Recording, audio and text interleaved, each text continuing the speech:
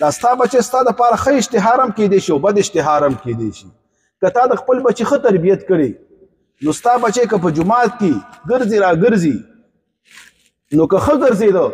ښه اخلاقو سره ملاوېده سلام یې چاو دعا یې کولې خلکو سره ښه په نرمۍ سره پاڅېده نو خلک به وچي افرین چې په تا او ستا په پلار باندې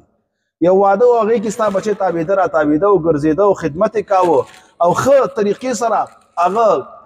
ناسته پاسته وه هر څوک به چې ماشاءالله د چا بچی دی نو پلار یې پرې ښه یادېږي.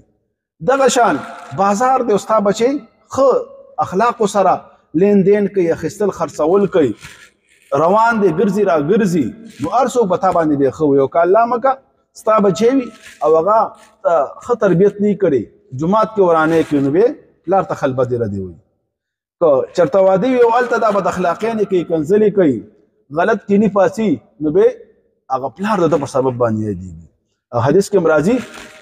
امام ابن کثیر او نور مفسرین ولا تصبوا الذين يدعون من دون الله لاندې دا حدیث راخیستی دی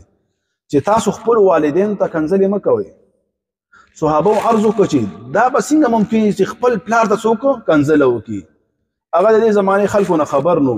نبي پاک علیه الصلاة والسلام ورته وفرمیل چې تاسو بل چاته د مور او پلار کنځلې مه کوئ.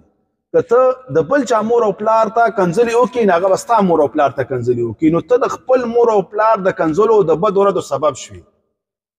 لہذا دغه وجه نه پښتانه وایي مه یادوه د چا بد مور او پلار ورنه یاد به کړي ستا ښه مور او پلار. که ستا پلار عالم وي نیک انسان وي او د بل چا پلار دی هغه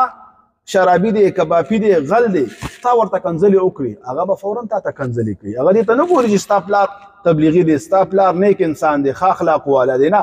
ته سبب وګرځېدې چې خپل پلار دې سپک کړه خپل پلار دې بد یاد